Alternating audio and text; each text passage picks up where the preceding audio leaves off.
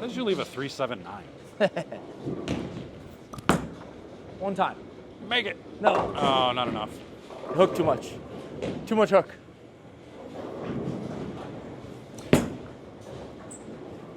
Okay. It didn't look awful. That was all right. It looked okay. It was okay. Yeah. Just messing around with the new balls. Yeah, Yeah. got DNA coil and the road. The road. The road. Haven't gotten to throw that one yet. And we got ourselves a new pink turbo thumb. Pretty sweet. Pinky. He's got pinky. It's my my smaller thumb since I had all those issues at the Masters. Let's see what this ball does. Oh. That first one really went high flush. That one kind of Yeah, and this one kind of looked like it was a little lazy. got a little further down lane for sure. I'll move left and kind of compare them a little bit. Okay. See what they do. I'm going to stay with the road. I'm going to go a little further left.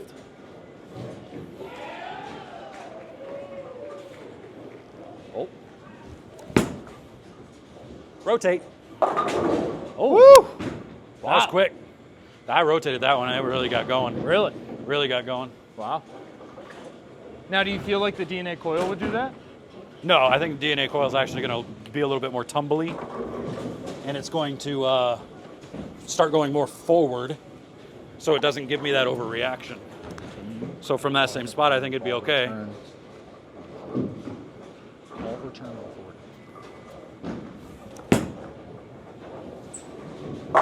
Oh, wow. So that one slows down. Yeah. Right. So That that was one a lot really earlier. slows down. Yeah. Yeah, so now, I mean, I feel like you could strike with this, though. Oh, I think honestly, I don't know. It's going to be tough. Let me throw one more. I want to see the difference here because that coil looks pretty good. First eye glance, that would probably be the choice, right? I mean, after watching me go through the face and then barely strike with this one. Sure. Let me get in a little bit more.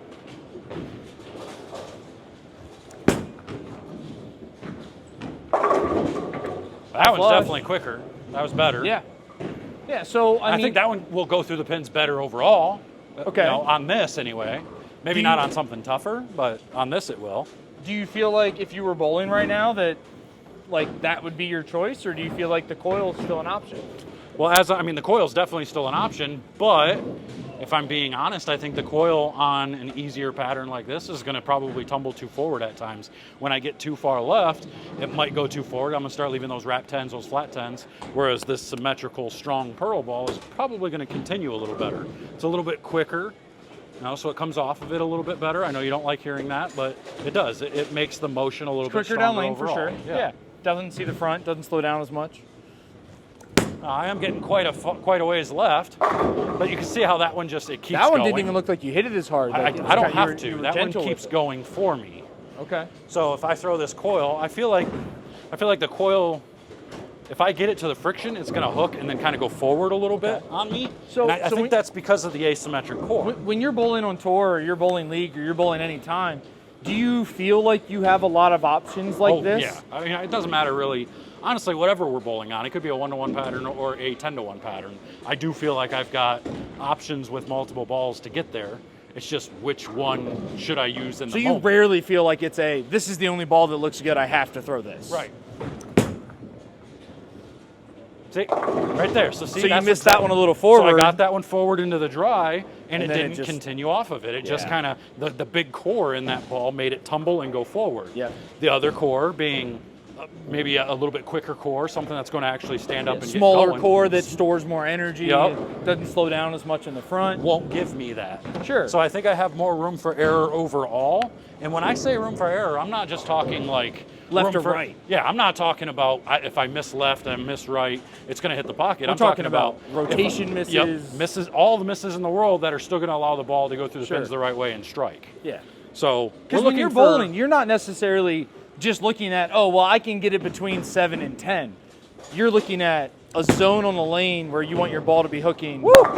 Wow. Yeah, we're getting them beat up now. Now that one's really starting to hook. Yeah. But again, it's still the motion. I still feel like it's reading the right spot. And once I get my feet into a proper zone, it's going to give me the miss room left and right. And it's going to give me miss room front to back that the ball's still going to strike. Sure.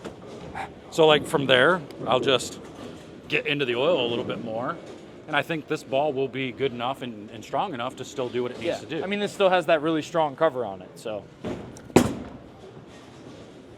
So that one still snaps the 10 out. If I get that a little right, it's going to hook even more. It's going to be high Whereas the flush. coil from there might plack 10. Yeah, it'll go forward and it'll probably... Such a big core. Yeah. So when you're bowling and you're trying to make these decisions, you're taking all of this into effect. You're not just, a strike's not a strike. No. Yeah, no. You're watching every little detail. I'm watching things like scoring pace around me, what other people's bowling balls are doing, how they're playing the lanes. I'm looking at everything when I'm making my decisions. So right now, if I told you we need to shoot 215, which one of these balls would you throw? I'm probably throwing the coil. Because it's safer? It's safer, and I know I can throw at least a double or 2 doubles in a game with it, no problem. Okay. But what if I tell you we need to shoot 240? I'm probably going with the quicker response bowling ball. That's going to give me a little bit more room for error in all of the areas. To strike. But when you throw that one bad, you might split. Possibly, but I know I can throw a 5 or 6 bagger with it. And make up for it. Right. Okay.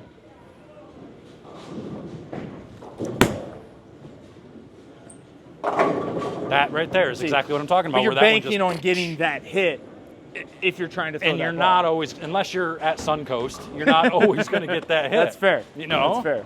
So it's tough. So I'm not going to be using something like this on the higher scoring pace. Maybe once they get beat up enough to where I can really get inside and start shutting my angles down. Sure. Then or you might have been using that an hour ago. Right. Compared to now. Yeah. So now that the lanes have gotten some transition in them, I think this ball is a little better. Yeah. It looks so much better. We can say that it's quicker, which it obviously is, but it's quicker and still got that rounded continuation to it. So it's making its motion and then it's driving. So what we're really looking at is by the transition of this lane, the lane has gotten slower. Sure. Because we've seen that pattern kind of stretch. We've seen more oil be depleted off the lane. So now the slower bowling balls look even more slow. Correct. So you go to a quicker ball to help blend that and match up to what the stage of transition is. Exactly. So, I mean, I know you've done it. I've done it. How many times have you bowled and you've been like, I couldn't miss the 1-3 today, but I couldn't carry? Oh, yeah. I used to do it all the time. And you just complain, right? Now I look at things a little bit different. Because, is there a bad break in bowling? Like, what would you say? Stone 8? Maybe. Ish. It depends on what it is. Stone 8. Because there's the 8-pin that you almost leave the 8-10, right? Of course. But that was definitely not a bad break. Sure, right. So the Stone 8's probably the closest. 7-10's not a bad break. Wrap 10's not a bad break. Stone 9's not a bad break. 4-pin's not a bad break. No. None of that stuff. They're all your ball motion either being too quick, too slow, not doing the correct things with deflection. Right. That's what we're looking for. So we're trying to figure out exactly what's going to give us the room for error, not only left to right, but front to back. Sure. So when you have those blocks now, and you look back and you're, man, I threw it great, but I got 9 all day. Kind of helped that one a little bit. But so when you have those blocks and you're like, man, I got 9 all day, what do you do now? What's so different? Are you looking back saying, maybe I should have made some different choices? Absolutely. It's always about my choices alone.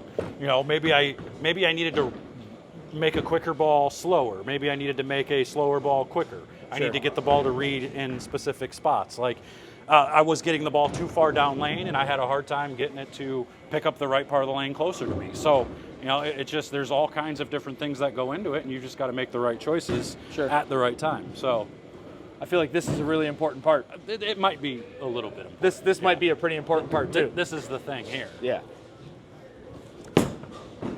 Yeah. Because that right there, that's 11 pins. That's what causes most people's average to drop, is not making those spares. So when you're practicing, that doesn't mean don't shoot your spares. Yes, we're looking at ball motion, we're trying to strike, but you should still be shooting some spares to make sure your spare game is good. Because, like you say, guys that are 180 average bowler, and the first question out of your mouth is, well, how many spares do you miss in those 3-game blocks? And you're like, well, I missed 5 or 6. Well, that's minimum what, 50, 60 pins? Yeah, 50, 60 minimum? pins. And that's, if you're shooting 540 and to get to 180, you give you 50, 60 pins, boom, you're 200. All of a sudden, you're 200 average bowler. So spares are important. And it's the same thing going from 200 to 210, 210 to 220. A lot of times it's not that. But then once you start getting to those guys that are averaging 220 consistently, and you're talking about nights where you're like, man, I left 7 10 pins, or I left 5 7 pins, and I left these things, and I can't carry. You got to sit down, and you got to look at your choices, because everyone knows when you're bowling on a house shot, You can throw 6, 7, 8 different bowling balls and all hit the pocket. Yep. That's not the hard part. The hard part's knocking all 10 down. So a lot of times it can come down to those choices. It could be the ASIM cores match up better for you. It could be the symmetric cores match up better for you. Depending on your center, depending on what you're bowling on. It matters. So not every strike's the same. Make sure you're doing due diligence, using your eyes, and making sure you're paying attention to the pins, the lane, and what your ball's actually telling you. Yeah, and let's be honest, like, even when you know all these things, even when you know your ball's still not doing the right thing, sometimes there's just days when you're not going to get it to do the right thing. Sometimes when you try to get your ball to hook a little sooner, it hooks sooner, but then you big four. So then you change balls. I can think of one of those. Yeah, I mean. Last game at the Masters. Yeah. Clips on the YouTube channel. Yep. That ball, I mean, JR even says it during the video. I don't necessarily like his ball choice. I didn't necessarily know what the best option was, but I just said I was going to make it work. Yep. And we did. So it's just knowing what you need your ball to do and making your ball do what it needs to do. Absolutely. And that's it's not the easiest thing to do. It does take a lot of practice, a lot of studying of the game, and that's why we're here. That's why this channel's here, to teach you and to help you. And it helps us too, because now we get to come practice, come try and figure out our own garbage that we're dealing with, and you get to learn from us. It's not like I don't have those days either. It happens. It happens. Everybody on tour has those days. EJ Tackett's not having those days right now, but he does have those days. I had a game at the Masters. I wrapped 10 5 times in one game. Yep. I can guarantee you, I didn't leave that pair thinking, man, I just threw it back and got a bad break. No, like I needed to do something different, but just didn't know what to do. Yeah, sometimes you just don't know. So we're going to leave you here. We just wanted to let you in on sometimes making choices between an ASIM, a symmetrical ball, or any of your bowling balls for that matter. Why are you choosing these balls? Make sure you're paying attention to these things. So we're getting out of here. Lots more videos like this. Make sure to subscribe, comment, like, do all that. And until next time, we'll see you guys later. See ya.